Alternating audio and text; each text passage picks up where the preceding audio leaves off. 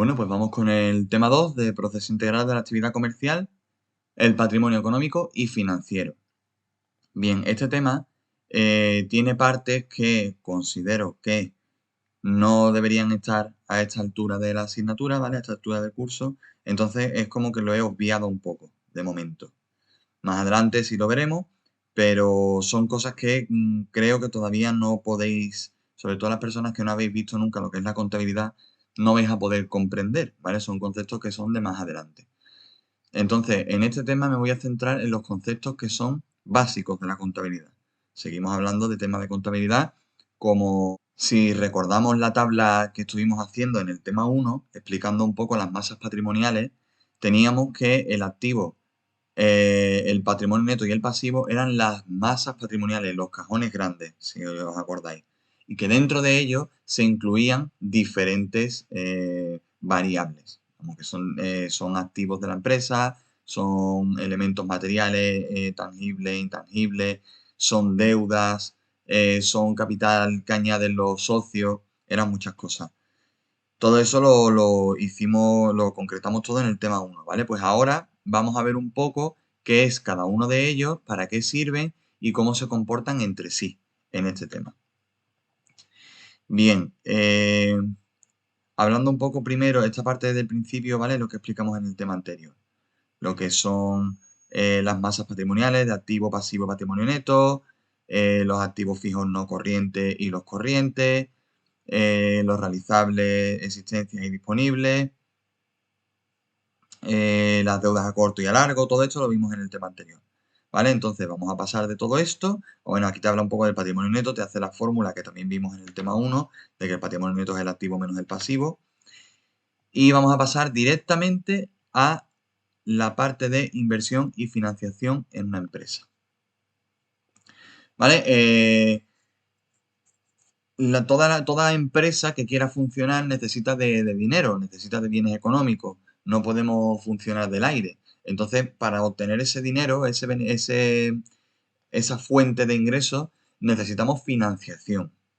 Y la financiación puede ser de dos tipos, ¿vale?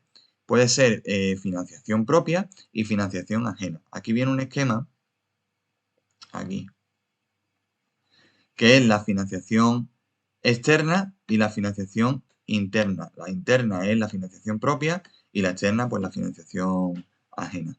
Si nos centramos en la financiación interna, pues engloba toda la parte de recursos propios, ¿vale? Todo el capital que tiene la empresa por sí mismo, lo que añadíamos en el patrimonio neto, lo que ha obtenido de beneficios, el capital social, etcétera.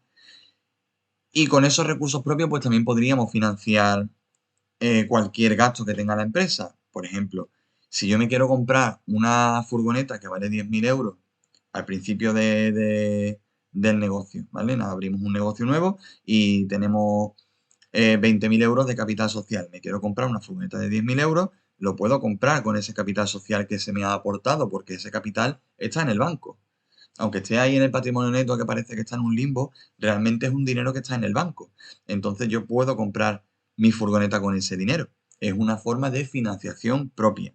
Es una financiación que la pago con mi propio dinero y no tengo que pagar ni intereses, ni tengo que ir devolviendo un préstamo, ni nada. ¿Vale? Simplemente a medida que vaya pasando los ejercicios, si voy obteniendo beneficios, pues puedo ir devolviéndolo para que se mantenga otra vez en 20.000 euros el capital social de la empresa. Pero es un dinero que yo ya he pagado. Un dinero que ya tengo ahí y que ya tengo disponibilidad de usarlo. Con respecto a la externa, no es así. La externa es buscar fuera de la empresa otra entidad, normalmente los bancos, que te ofrezcan un préstamo, un dinero, una financiación para tú poder pagar tus deudas más próximas. Si me quiero comprar una furgoneta porque necesito funcionar ya, pues esa furgoneta puedo ir al banco, pedir un dinero, que me presten los 10.000 euros que vale la furgoneta y luego yo ir devolviéndolo poco a poco. ¿Qué pasa? Que se genera una deuda con una entidad de crédito, que ya lo habíamos visto que era pasivo, ¿vale? Aquí, deudas con entidades de crédito y con entidades financieras. ¿Qué más? Vale, hay dos tipos de financiación externa. Una es la que he dicho, que son los préstamos, y otra es esa es la exigible, ¿vale? Y otra que es la no exigible, que aquí se engloban los aportes de capital nuevos de los socios, que no te van a exigir que se los devuelvas, y las subvenciones, que las subvenciones tampoco te van a exigir que las devuelvas, porque para eso son subvenciones, ¿vale? Subvenciones y bonificaciones, ¿vale? Aquí abajo viene un poquito más detallado lo que es la financiación externa.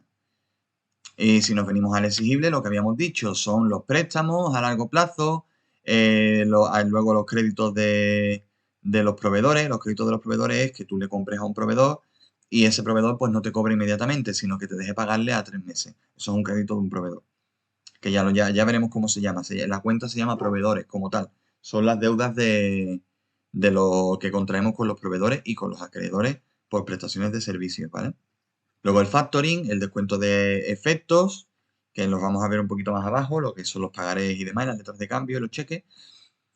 Y luego los préstamos a corto plazo, ¿vale? Y las pólizas de crédito. Las pólizas de crédito todo esto lo voy diciendo yo por culturilla general, ¿vale? Para que lo vayáis sabiendo y vayáis conociendo conceptos propios de nuestro campo, ¿vale? Una póliza de crédito es una cuenta que te da el banco, te abre el banco una cuenta con un crédito. Es una cuenta que tiene a lo mejor, vamos a poner, 10.000 euros de crédito. Entonces tú con esa cuenta puedes ir pagando a lo largo del mes con esos 10.000 euros que te ofrece esa póliza de crédito y al final de mes tienes que ir devolviéndolo. En el caso de que tú vayas gastando de esa póliza, si por ejemplo el día 1 te conceden la póliza, 10.000 euros, y luego tú el día 2, día 3, día 4 y día 5 haces pagos de 1.000 euros cada uno, pues ya son 5.000 euros que has perdido. O 4.000 euros, ¿no? He dicho día 2, día 3, día 4 y día 5, 4.000 euros. Pues debes 6.000 euros. O sea, perdón, te quedan 6.000 euros. Debes 4.000 euros. Y esos 4.000 euros que debes van generando intereses a medida que van pasando los días. A medida que pasa el tiempo, ese dinero que tú le debes a la póliza de crédito te va generando unos intereses que tienes que pagar. Entonces, cuando vayas devolviendo, al final vas a devolver más dinero del que has ido consumiendo, porque esa póliza va generando intereses. A lo mejor has gastado 4.000 euros y devuelves 4.500 para poder compensar esa póliza, ¿vale? Etcétera, muchas cosas más. Y luego el no exigible, que ya hemos dicho que son las ampliaciones de capital de los socios y las subvenciones. Bueno, bajando un poco, vemos que las empresas pueden obtener beneficios, es lo que habíamos dicho aquí antes arriba, que la financiación interna se hace con recursos propios, que luego con los beneficios se pueden ir compensando, ¿no? Pues esos beneficios se pueden hacer dos cosas con ellos. Una es repartirlas entre los socios, que los socios se lleven el dinero de los beneficios, o reinvertirlos en la empresa.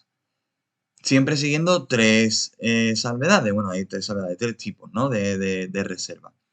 Uno es que están las reservas legales, que significa que yo tengo que devolver a la empresa, tengo que invertir en la empresa obligatoriamente un 10% de mis beneficios hasta un 20% del capital social. ¿Qué quiere decir esto? Que yo tengo que devolver un 10%, pero si ese 10% es más del 20% del capital social, pues tengo que devolver menos. A lo mejor el 5% de mis beneficios ya son el 20% del capital social. Si el capital social son 10.000 euros y yo he obtenido un beneficio de 100.000 euros, de 200.000 euros, perdón, de 200.000 euros, he obtenido un beneficio. Y mi capital social es de 10.000 euros. Entonces, el 10% de mi beneficio serían 20.000 euros. Serían 20.000 euros. 20.000 euros es el doble de mi capital social. O sea que ha superado con creces el 20%. ¿Vale? Luego las estatutarias, que son las que los estatutos de la sociedad establecen que se van a ir invirtiendo periódicamente en la empresa, cada año. Al principio, cuando se hacen los estatutos de la empresa, los socios acuerdan que se va a invertir el 50% de los beneficios en la sociedad para seguir creciendo durante los 5 primeros años, por ejemplo. Pues, como lo dicen los estatutos, las reservas estatutarias se tienen que quedar ahí, ¿vale? Ese 50% que dicen. Y luego las voluntarias, que son cada año se decide si esas reservas, que esos beneficios que hemos obtenido se van a quedar en la empresa voluntariamente o si se van a ir a los accionistas durante el primer año o durante el segundo, o durante el tercero, de forma independiente cada uno. ¿Vale? Y luego pasamos a la financiación externa a largo plazo. ¿Qué hemos dicho que era la financiación externa? Pues aquella que proviene de entidades financieras que son aparte de la empresa. Vienen de fuentes ajenas, viene aquí, ¿vale? Y hay dos tipos, las exigibles y las no exigibles. Las no exigibles, hemos dicho que son las aportaciones de capital y las subvenciones. Que las aportaciones de capital son aportaciones de los socios y que las subvenciones son ayudas concedidas por el poder público. Y ya está. Y luego las de recursos exigibles significa que tenemos que devolverlas en un plazo determinado. Me han prestado un dinero y yo tengo que devolverla en un plazo determinado. Si es a largo plazo es superior a un año y si es a corto plazo es menos un año o menos. Bien, estos son los préstamos y aquí te vienen los elementos que contiene un préstamo. No los he señalado porque tampoco vamos a indagar mucho en ellos ahora mismo, pero bueno, para que lo sepáis, pues ahí está el capital inicial, el tipo de interés que se le aplica a ese capital, el capital final de ese préstamo, el interés que ha generado el préstamo, etcétera. ¿Qué son cada uno? El capital inicial es el capital que obtenemos del préstamo. Yo pido un préstamo de 1.000 euros. Vamos a hacerlo en cantidades pequeñas que nos entendemos mejor. Pido un préstamo de 1.000 euros. Mi capital inicial es 1.000 euros. El tipo de interés es que yo voy a tener que pagar un 10% anual. Por ejemplo, me lo invento, ¿vale? No es real. Un 10% anual. Tengo que pagar como tipo de interés. Entonces yo cuando pasa un año tengo que haber pagado un interés de 100 euros, más de lo que debería devolver. Al año yo lo devuelvo y el capital final son 1.100 euros.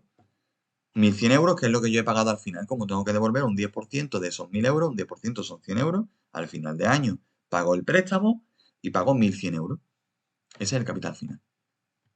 El interés son los 100 euros que he generado, no confundir con el tipo de interés, que era un 10%, ¿vale? El plazo es el tiempo que tarda el préstamo, en nuestro caso un año. Y luego la garantía y la amortización del préstamo, que bueno, que son conceptos aparte, ¿vale? La garantía es el aval, ¿no? Por así decirlo. Es como el riesgo que tiene el banco de darte a ti un préstamo, ¿vale? La garantía que tú das como pagador al banco. Y la amortización del préstamo, que es la forma en la que un préstamo va aminorando a medida que va pasando el tiempo en forma de los pagos que yo he ido realizando. Si yo pido 1.000 euros y lo voy pagando poco a poco, pues cuando pague 100 euros ya no debo 1.000, ya debo 900. Eso es la amortización de ese préstamo. Para que lo sepáis, ¿vale? Simplemente. Aquí viene un ejemplo también claro para explicároslo, para que lo miréis. Y luego también existe, aparte del préstamo, que ya hemos visto los elementos del préstamo y demás, también existen otros tipos de financiación. Por ejemplo, el leasing. El leasing es un préstamo de dinero, pero en forma de algún bien. ¿Vale? Si yo quiero comprar una furgoneta que vale 10.000 euros y no la puedo comprar, pues el banco, en vez de dejarme los 10.000 euros de la furgoneta, me da la furgoneta. Me da la furgoneta. Y yo esa furgoneta la tengo que ir pagando poco a poco al banco con unos intereses. Se hace esto porque hay veces que sale más rentable que pedir un préstamo. Porque los intereses son menores, por lo que sea. ¿Vale? Este bien es mío, es de mi propiedad, ¿vale? Y tengo opción a comprarlo en un periodo determinado, por el valor que me quede por pagar. Vamos a poner un ejemplo fácil. La furgoneta que he dicho, la quiero comprar, vale 10.000 euros. Y la voy a comprar, le voy a hacer un leasing a un año. Cada mes voy a tener que pagar 100 euros, o sea, 1.000 euros por bueno, 100 euros, vamos a poner 100 euros, vale. 100 euros por la furgoneta cada mes y vale 10.000 euros. El primer año yo habré pagado 1.200 euros de esta furgoneta. Imaginaos que ya se ha terminado, que ya he pagado los 1.200 euros y ya se ha terminado el leasing. Y ahora me dicen, ¿la vas a comprar o no la vas a comprar? Si la quieres comprar, pues lo que tienes que hacer es pagar la cantidad que te falta hasta llegar a los 10.000 euros. Habíamos pagado 1.200, pues 8.800 euros. Tendríamos que pagar para adquirir la furgoneta, ¿vale? Ya era nuestra, pero bueno, podemos comprarla o no. Si no, la devolvemos. Esto se hace mucho porque eso, a lo mejor yo quiero una furgoneta para este año, pero para el año que viene no, ¿vale? O no lo sé si la voy a querer. Pues hacemos un leasing. Y luego ya pasamos a la financiación externa a corto plazo. Estas que hemos visto aquí son a largo plazo, ¿vale? He dicho un año, pero normalmente no es un año, me lo he inventado para que fuera más fácil. Normalmente son 2, 3, 4, 5, 10 años, ¿vale? Y luego pasamos a la de corto plazo, que la de corto plazo, pues tenemos las deudas que tenemos con los proveedores, que ya lo hemos dicho arriba, que los proveedores me dejan pagarle más tarde. El contrato de factoring, que lo que hace es que se ceden todos los derechos de cobro a la sociedad factor, a la que hace el factoring, y esta es la que se encarga de efectuar el cobro. Si, por ejemplo, me debe dinero un cliente, ese cliente me debe 1.000 euros, y yo hago un factoring con el banco me paga los 1.000 euros. A lo mejor no me paga los 1.000 euros, sino que me paga 900, porque me va a cobrar ese riesgo que va a tomar de que el cliente no le pague, ¿vale? Me paga 900 euros porque yo necesito el dinero ya. Y además no sé si el cliente me va a pagar porque este tío es, bueno, vamos a ver. Entonces yo le digo al banco, vamos a hacer un factoring. El banco interpreta si puede hacer o no el factoring con ese cliente en concreto y contigo y te dice, vale, pues te voy a dar 900 en vez de 1.000 euros, te voy a descontar 100 euros, que va a ser el riesgo que yo voy a correr. Y el banco es el que se encarga de ponerse de acuerdo con el cliente para que le pague. Y el cliente le pagará los 1.000 euros. Habrá ganado el banco, pues 100 euros. ¿Vale? Eso es un factoring. Luego el descuento de efecto, que aquí ya entran lo que son los cheques, los pagarés y las letras de cambio. Actualmente los cheques y los pagarés. Las letras de cambio están obsoletas, ya están más obsoletas que mi peinado, ¿sabes? Eso ya no se usa. Normalmente las letras de cambio las explico para que lo sepáis. Las letras de cambio eran un documento que se compraban en los estancos, mismamente, y se pagaba un timbre por ello. Este timbre que tú pagabas por esa letra de cambio le daba solidez judicial. Tenían un peso judicial. Tú podías ir con una letra de cambio a un juicio y decir, no me ha pagado esta letra de cambio. Y la persona, la pagadora de esa letra de cambio, tiene obligación formal por ley de pagártela. Para eso servía. Los cheques y los pagarés también tienen peso, pero no tanto. No tienen tanto peso legislativo como tenía la letra de cambio. Igualmente las letras de cambio no se usan tanto. Se usan los pagarés. Con pagarés es lo mismo. Igual que un cheque es un documento que a ti te dan que se comprometen a pagarte en un mes. En un mes yo me comprometo a pagarte la deuda que tengo contigo. Te doy el pagaré y dentro de un mes te pago. Eso es un pagaré. Y un cheque es lo mismo que el pagaré, pero sin fecha fin. Sino que yo te doy un cheque de 1.000 euros y tú lo cobras pues, cuando buenamente puedas. Luego los cheques pues ya son al portador, son con un nombre, con un titular, ¿vale? Y hay muchos tipos de cheques, pero más o menos a grosso modo eso es lo que son. Luego los préstamos a corto plazo y las pólizas de crédito. Los préstamos a corto plazo, que son los que hemos dicho que te lo prestan a poco tiempo, a un año, menos de un año. Y las pólizas de crédito, que es que se van a ir pagando conforme va pasando el mes, que también lo hemos explicado arriba lo que era. ¿Vale? Luego entramos aquí en los criterios de selección de una inversión que lo que nos intentan explicar un poco es saber si una inversión es rentable o no es rentable en función de varias variables. No quiero entrar aquí dentro porque es que antes de saber esto tenéis que saber otras muchas cosas, ¿vale? Entonces no voy a entrar todavía en lo que es el BAN, ¿vale? En lo que es el TIR, no voy a entrar. Vamos a ir directamente con el equilibrio patrimonial, que aquí sí es importante saber que el activo no corriente es la parte estática de infraestructura de la empresa que debe estar financiado por recursos fijos, obtenidos por el propietario. ¿Qué quiere decir?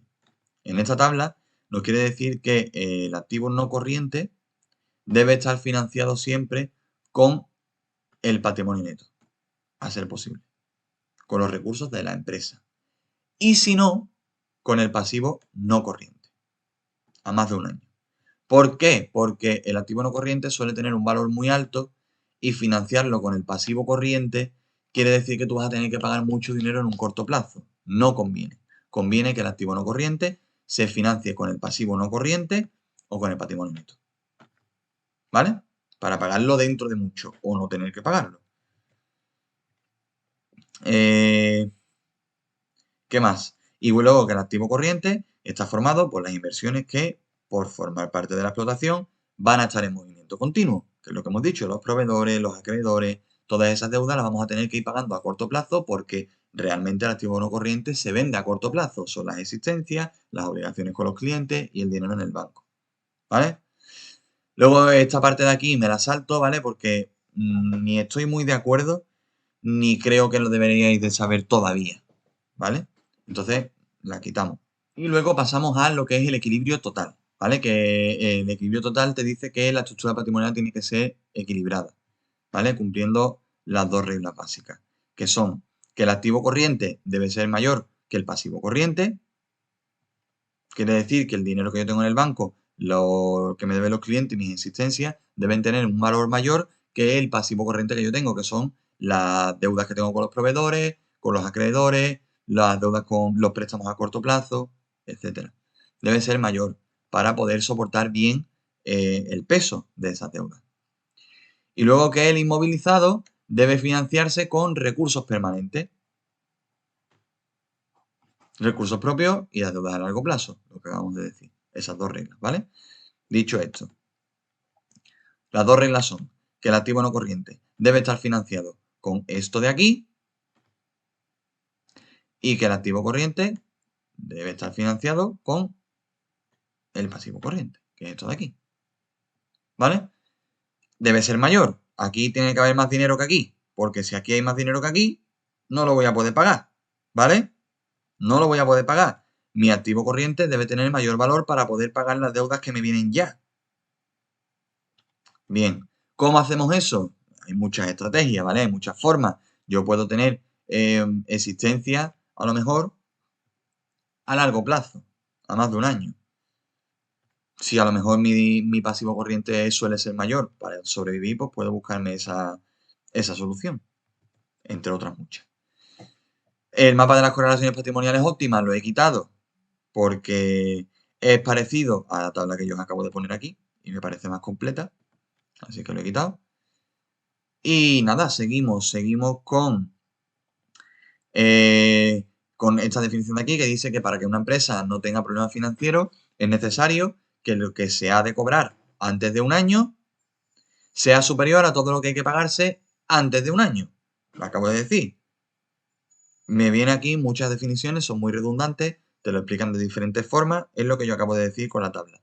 El dinero que yo tengo que tener en activo corriente debe ser mayor que el dinero que vale, ¿vale? El dinero que vale el activo corriente debe ser mayor que el que vale el pasivo corriente. Y luego esto de aquí que me parece importante, que es que la parte del activo corriente, ojo con esto, lo tengo subrayado en naranja porque me parece muy importante de cara al examen. La parte del activo corriente que se financia con pasivo no corriente es lo que se denomina fondo de maniobra. ¿Qué es el fondo de maniobra? Su propia palabra lo dice, el fondo de maniobra es la capacidad que yo tengo de maniobrar con mi patrimonio. ¿Vale? Yo tengo que intentar de alguna forma que mi activo corriente se financie con pasivo no corriente. Quiere decir que yo tengo que intentar, si puedo, que mis existencias estén financiadas a largo plazo con el pasivo no corriente para tener un buen fondo de maniobra. Todo esto que yo tenga financiado con el pasivo con no corriente va a ser mi fondo de maniobra, es el dinero que yo voy a tener un poco de más. Un dinero con el que voy a poder contar porque no lo tengo que pagar hasta dentro de mucho. Eso es el fondo de maniobra, ¿vale? ¿Qué más? Luego pasamos a la parte de las insolvencias, ¿vale? ¿Qué quiere decir la insolvencia? La insolvencia quiere decir que, aquí viene bien, el pasivo corriente superior al activo corriente. Pasivo corriente superior al activo corriente.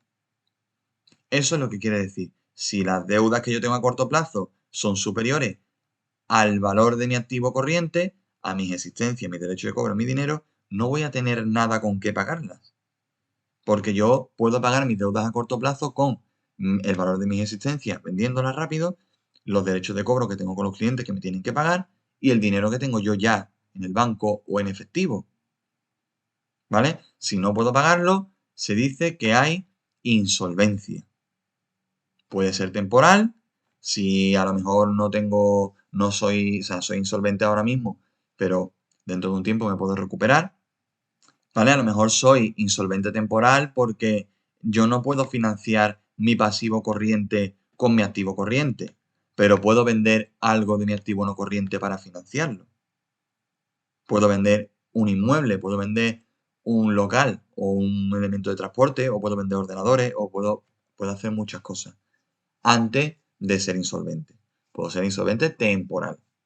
Sin embargo, si el pasivo corriente es mayor que todo mi activo, no puedo vender nada para solventarlo, entonces soy insolvente definitivo. Es lo que se llama insolvencia definitiva. ¿Vale? ¿Qué más? Punto de equilibrio financiero. El punto de equilibrio financiero aquí nos hablan del umbral de rentabilidad o el punto muerto. Aquí ya empezamos a hablar de ventas, ¿vale? Y el punto muerto es aquel en el que las ventas cubren todos mis gastos, todos mis costes. Yo tengo muchos costes para poder hacer una venta y si ya con las ventas he cubierto todos mis costes, todo lo que vaya a generar a partir de ahí con mis ventas va a ser beneficio. Ese punto en el que yo ya empiezo a generar beneficio es el punto muerto, el umbral de rentabilidad. ¿Vale? Aquí es donde nos dice que es igual, es la fórmula de lo que cuando los ingresos son iguales a los costes totales. ¿Vale? Si en una empresa el volumen de venta se sitúa por encima de dicho punto, tendrá ganancia, lo que he dicho, obtendrá beneficio. ¿Vale? Y aquí está la fórmula del punto muerto, que es los costes fijos divididos entre el precio menos el coste variable unitario. Aquí te lo explican con un ejemplo. Dice, Palas S.A. es una empresa dedicada a la fabricación de un componente industrial que cuenta con unos costes fijos anuales cifrados en 2 millones de euros. Son mis costes fijos. Para la fabricación de cada componente incurre en un coste variable unitario de 1.000 euros. Son variables porque van variando en función al tiempo, ¿vale? No siempre son iguales. Y lo venden a un precio de 2.000 euros. Utilizando estos datos, yo pongo que mis costes fijos son 2 millones, partido de 2.000 euros que tengo de venta, del precio de venta, menos los 1.000 euros que tengo de coste variable, me dan que tengo 2.000 unidades físicas. A las 2.000 unidades físicas empezaré a ganar a obtener beneficio. Si yo vendo 2.000 unidades físicas, llego al punto muerto. Si vendo 2.001, esa una ya me da un beneficio. La parte de estos instrumentos básicos de análisis económico financiero de actividad comercial lo obviamos de momento, todo lo que es el ROE, todo lo que es el RE, el beneficio neto, etc. Lo obviamos, ¿vale? De momento. Y pasamos a las desviaciones y mecanismos de corrección de desequilibrio económico y financiero, que nos vuelven a decir lo mismo, la parte básica de la contabilidad, que el activo corriente debe ser mayor que el pasivo corriente para tener que haya un buen estado en la empresa, del patrimonio de la empresa, y que el inmovilizado debe financiarse con los recursos propios y con las deudas a largo plazo. O sea, volvemos a relacionarlo. Lo ponemos con colores. El activo no corriente debe financiarse con el capital social, la reserva, o sea, con los fondos propios y con el pasivo no corriente. Y el activo corriente debe financiarse, vamos a ponerlo de otro color, azul, debe financiarse con el pasivo corriente. Deben estar relacionados entre sí. Porque todo dinero que se mueve a largo plazo me sirve para financiar mi activo a largo plazo. Y todo dinero que se mueve a corto plazo me sirve para financiar mi activo a corto plazo. Simplemente. Esa es la relación entre los dos. ¿Vale? Y nada más. Aquí termina el tema. He quitado varias cosas, ya os lo he dicho. No quiero que lo sepáis todavía. Me lo dejo pendiente por si más adelante lo introduzco en algún otro tema o si le dedico a lo mejor una clase para explicaros lo que es y demás. Pero de momento no entraría en el examen en este tema. En este tema, porque creo que son conceptos que un poco están desordenados, creo, porque están situados en un tema en el que no tenéis todavía conocimientos para entender lo que significa todo esto. Primero vamos a entender lo que son las masas patrimoniales, cómo se comportan entre ellas, la financiación en este tema, por ejemplo, ya después más adelante nos centraremos en otras cosas. Así que nada más. Lo que necesitéis, ya sabéis, en el foro, en los mensajes, en el correo, lo que sea. Os resolveré las dudas que haga falta. Cambiaré los ejercicios del tema también, para que los tengáis. Y nada más. Espero que os vaya bien este tema.